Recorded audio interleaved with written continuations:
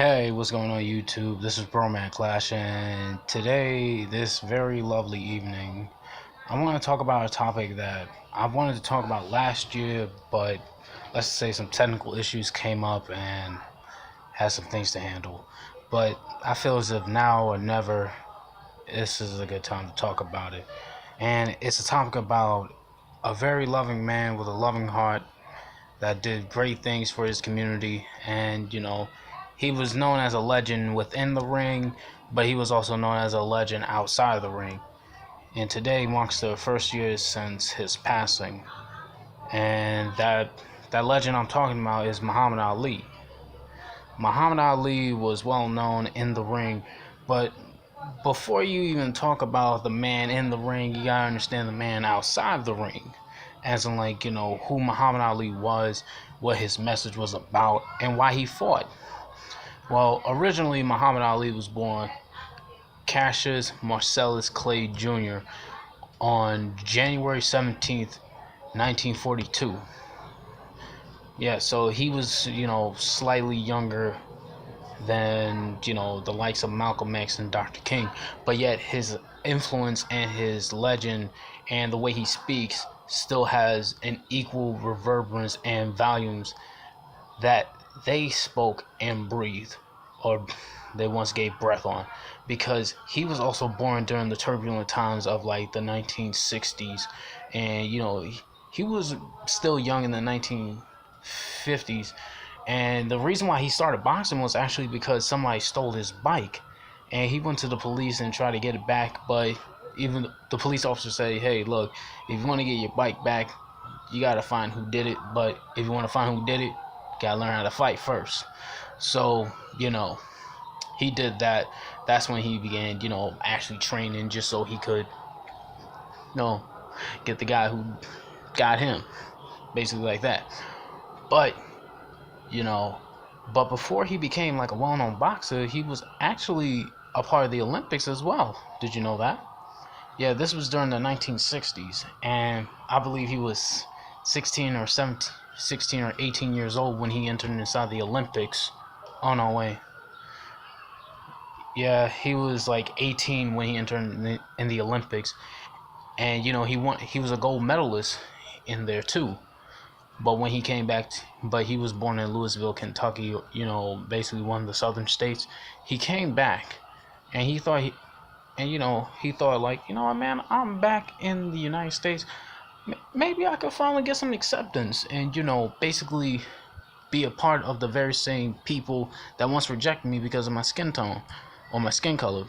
No, didn't happen. In fact, they said we don't want N words over here, especially uppy, Olympic N words, or calling people who are black, who actually came back from the military, who actually did achieve something, and they thought, hey, look, I thought we could be on equal terms, but not really, no. But some say that he even threw away his gold medal because he felt as if, like, man, if a gold medal can't change people's ways or change their opinion about me, then what else can?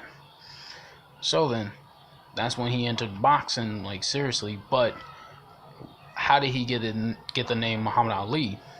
Well, just like Malcolm X, believe it or not, him and Malcolm X are actually a bit connected, because Malcolm X joined the Nation of Islam, and Muhammad Ali was like a little brother to Malcolm X. Hell, Muhammad Ali loved Malcolm X. He loved his family. He loved his wife, Miss Betty Shabazz, may she rest in peace. He had love in his heart, but he loved, well, not only Ms. Farrakhan, he respected Ms. Farrakhan, but he loved, the Honorable Elijah Muhammad, as he would affectionately call him. And believe it or not, he was not going to be known as Malcolm X. No, not Malcolm X. Sorry about that, y'all. He was not going to be originally known as Muhammad Ali. In fact, he was going to be known as Cassius X. Like Malcolm X, but Cassius X. Just to cross off the last name, because if last name means that you still belong to your slave master, as opposed, basically like Clay's Cassius or Little's Malcolm. So they just put the X right there just to take off any relationship with the slave master. So then he still joined the he still stayed with the Nation of Islam, even though he did have the choice of to go with Malcolm X. But he ultimately chose the name not only Muhammad Ali, but also stay with the Nation of Islam. But by him doing that, he also was labeled a radical. He was labeled, just basically like the term radical Muslim. If you think about it, maybe Islam got like a bad rep because of the Nation of Islam, which is complete and utter bullshit if you think about it. Because shit, there were radical Christians that were blowing up buildings in the first place, but nobody talked about them, especially nowadays.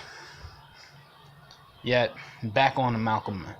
I keep on saying Malcolm X because him and Muhammad Ali were very close. Back onto Muhammad Ali. Muhammad Ali, not only he was down with the black cause, but people remember him not only by his boxing prowess, but they also remember him by his catchphrases. One notable catchphrase was, I fly like a butterfly and sting like a bee. Nobody can beat me because I'm Muhammad Ali. That's one of his catchphrases. But for me, I remember him because of his, just his personality and just how the way he was outside of the ring. Even though I wasn't alive during that time, obviously, because I'm 22 years old. So it would be impossible for me unless I built like a time machine or something and then see him and just be like, hello there, Mr. Ali. It's good to see you. I remember he didn't like the name Cassius Clay.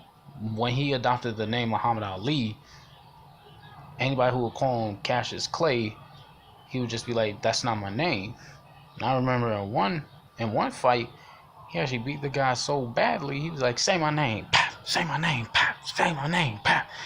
He was like, Cassius Clay, that's not my name, pap, say my name, say my name, say my name. He was like, and eventually the guy just relented and said, yes, it's Muhammad Ali. He was like, thank you. But eventually, he was a controversial figure in the sports world during that time, especially during the 1960s and 70s. Well, especially during the 1960s, because especially during the Vietnam War. During the Vietnam War, and Dr. King expressed great abhorrence and great disdain for the Vietnam War, saying like, why should we get involved? I mean, they were not violent to us, so why should we get violent towards them? And Muhammad Ali even said, I ain't no draft dodger, I ain't no coward. No Viet Cong ever called me nigga. If you want me to face my enemy, I'm facing my. If you want me to go out there and fight, no, I don't want to fight out there. I'll fight here. I'll fight in America where I am oppressed. Basically, he said, you're my oppressor when I want freedom. You're my oppressor when I want justice. You want me to go out there and die for something that I never even had any time to get to know of, but yeah, I'm not even respected here. Even though that's not the exact words that he said, but it still spoke volumes on how he thought. Basically, along the lines of Dr. King and a few others who were opposed to the Vietnam War. And during this time, the Black Panthers were starting to rise up along with the ranks of Huey P. with Huey P. Newton and Bobby Seale coming up. But Muhammad Ali, he was well known for saying I'm not going to fight in the Vietnam War, because why should I get involved in the Vietnam War when in fact the Vietnam War, no Viet Cong ever try to harm me or call me nigga. He literally said that, and I thought wow, that's actually pretty powerful, especially what he was about. Oh yes, a little bit of a side note. Did you know that Muhammad Ali had a brief moment in acting? He also played in a play I forgot the name of the play, but apparently he was a good actor too. But back onto the boxing scene, he was well known for facing against Joe Frazier, Smoking Joe. He was well known for going against, George Foreman, and in Thriller in Manila. Yeah, man, you know, while his boxing prowess is definitely strong, and he also hung around with Sam Cooke too. Believe it or not, they even had a song called "The Gang's Here." He said, "Hey, hey, hey, the gang's all here." I was like, "Wow, man! I did not know Muhammad Ali could sing too." But his heart still stayed with his people. That was the thing that mattered. The fact that even in his advanced stages of his life, he was like, you know what, man, I'm still down with my people. I still love my people. Even in 1996, he ran for the Olympics, carrying the torch. And but the thing is, when you're a boxer, you take hits. Like, that's how Smoking Joe died, because like those injuries caught up with him. And Muhammad Ali sadly suffered from Parkinson's disease. And when you suffer from Parkinson's disease, basically your brain doesn't function as it should. And he passed away eventually, which was, basically 2016, which is like the infamous year of, David Bowie passing away, Prince, and a few others. But at the same time, it was just like, wow, man. But Muhammad Ali's passing, for me, it was just like, damn, man. He did so much. He was even willing to give up his championship title because of his beliefs. Basically, when he said, like, I'm not, they accused him of being a draft dodger, but yet you got Donald Trump and them basically bragging that they never even fought in no damn war. So, truth be told, I want to dog Muhammad Ali for being a draft dodger. Who cares? He just wanted to do the right thing in his own right. So basically, when he fought, and eventually he got his title back and the right to fight in the ring again, and that was pretty cool too, because he never gave up. But even when he was suspended from boxing, he still fought. Not as in like fisticuffs, but through spoken word, through actually speaking to the people and actually being with the people. Hell, that's why I respect Muhammad Ali. Hell, that's the reason why I respect Kareem Abdul-Jabbar. And I believe Kareem Abdul-Jabbar may have been inspired by Muhammad Ali a bit, if you think about it, because him and Muhammad Ali had something in common. They loved the people. They chose consciousness over commerce. Because if Muhammad Ali really cared about being a boxer, he would have never not only joined the Nation of Islam, he would have joined the army, and not only that, he would have fought in the Vietnam War and possibly be even more mentally screwed up than he was at his old age, due to Parkinson's disease. But you may ask, now, all of this is good, but how does this tie into, the people, as of now, and more importantly, or, centrally, how does Muhammad Ali appeal to you, Clash? Well, Muhammad Ali to the people was like, Muhammad Ali was like Malcolm X, was like the Malcolm X of sports. And as Ozzie Davis once eloquently said, he said Malcolm X was a black shining prince. He was our manhood. Muhammad Ali, if Malcolm X was the prince or the king, then guess what? Muhammad Ali was the knight. He was the rook. Matter of fact, he was just a black knight. And I'm not talking about Batman now. I'm talking about, Muhammad Ali. Hell, a little bit of a fun fact. Did you know Muhammad Ali beat Superman? Yeah, in the comic, he actually beat Superman in a fair fight, and even knew his secret identity in the same issues. Yeah, never mess with the champ. I know that was a bit of a sidetrack, but basically Muhammad Ali meant so much to the people.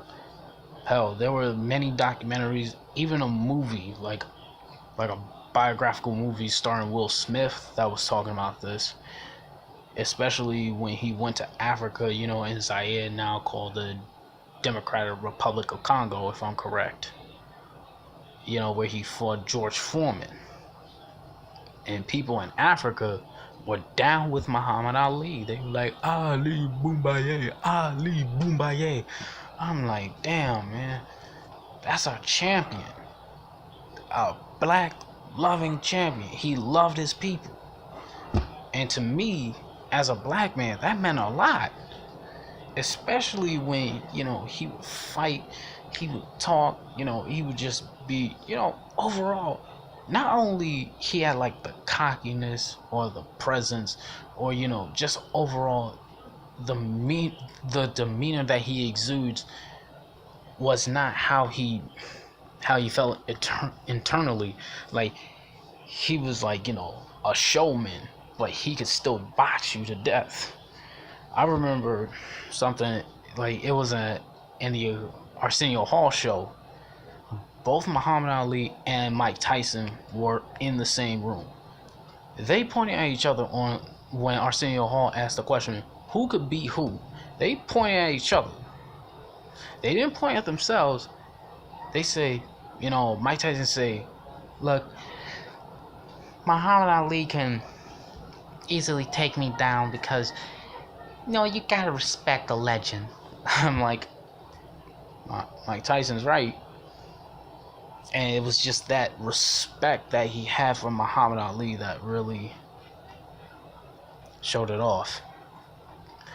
And Muhammad Ali said, if I take one punch from him, I'll be like this. He'll be knocked out cold. So there was also a sense of humbleness too. Like, even though he said he was the greatest, and a lot of people still do believe that, I included, he is the greatest, and he will always be the greatest of all time. Not only in the ring, but also outside of the ring, because of his character, because of what he stood for, because of what he meant. And to me, as a black man, that meant a lot. Like, he along with a few other black folks, black women, black men, they really represented who we were as a people. Proud, shining. Even when times were down on us, we never gave up. And I'm just like, damn, that was our champion right there. And then, see, like, people like Floyd Mayweather and a few other black entertainers, or some of these black athletes who chose commerce over consciousness. And it's just like, come on, man. And then you have the nerve to ask, how come we haven't improved as a people? I'm like, you want to know the real answer is? When we look up towards our leaders, when we look at people that we legitimately trust, and they're not there, we lose hope. Muhammad Ali and those few others represented our hope.